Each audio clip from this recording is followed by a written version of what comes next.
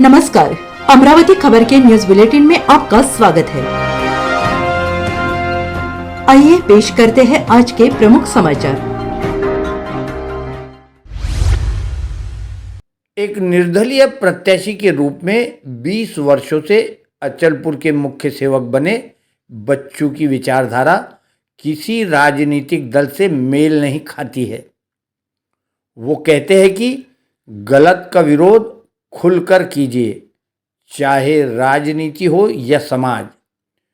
इतिहास टकराने वालों का लिखा जाता है, तलवे चाटने वालों का नहीं।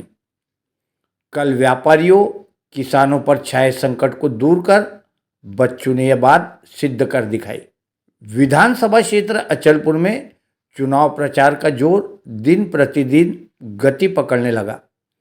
ऐसे में अपनी जय पराजय को दरकिनार कर कल बच्चू कडू ने ग्रामीण पुलिस अधीक्षक विशाल आनंद से मुलाकात की। चुनाव आचार संहिता होने से इन दिनों ग्रामीण पुलिस की अपराध शाखा एलसीबी ने रकम लेकर आते जाते व्यापारियों की तलाशी लेकर उनकी रकम थाने में जमा करने का जबरिया अभियान छेड़ रखा है। 2 दिन से परतवाड़ा अचलपुर के सभी व्यापारी आड़तिया इस कार्रवाई से काफ़ी गुस्साए हुए हैं।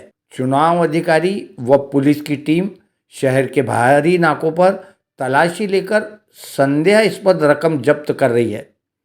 नाके पर तलाशी लेना, वाहनों से रकम जब्त करना योग्य कहा जाएगा, लेकिन ग्रामीण पुलिस अधीक्षक के सीधे नियंत्रण में रहती एलसीबी की टीम ने सिर्फ अपना टारगेट पूर्ण करने बैंकों के सामने ही व्यापारियों की रकम जब्त करनी शुरू कर दी।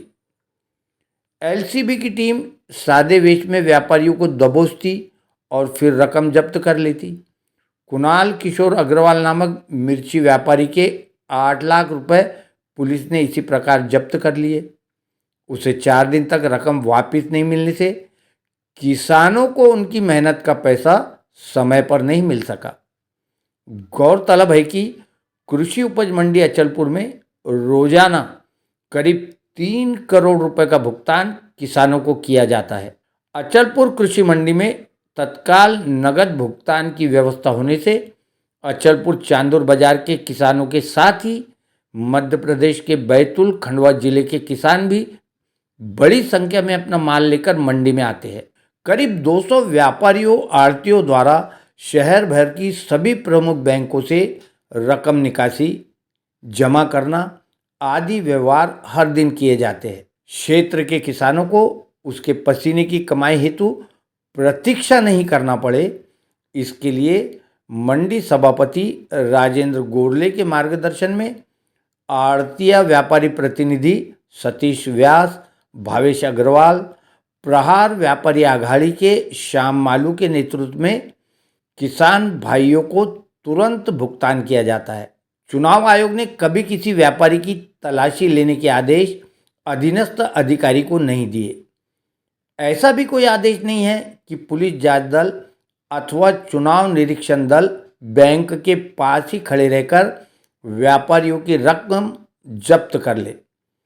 पुलिस ने तो ज्यादती करते हुए बैंक के भीतर प्रवेश कर रकम निकाल रहे व्यापारियों की फोटो खींचना भी शुरू कर दिया। विगत 1 सप्ताह से आचार संहिता के नाम पर यह जोर जबरदस्ती आड़तिया व्यापारियों के साथ होने से किसानों को तकलीफ का सामना करना पड़ रहा था। व्यापारियों ने भी जबरन तलाशी अभियान बंद नहीं करने पर मोर्चा निकालने की चेतावनी प्रशासन को दे रखी थी। मंडी में भुगतान की समस्या होने लगी। इस बात की जानकारी किसान संगठन व आड़तियों ने बच्चू कडू को दी। कल वो उनके नियोजित दौरे पर धारनी जा रहे थे। जैसे ही बच्चू को पता चला, वो अपने साथ व्यापारियों को लेकर एसपी के संपर्क में आए।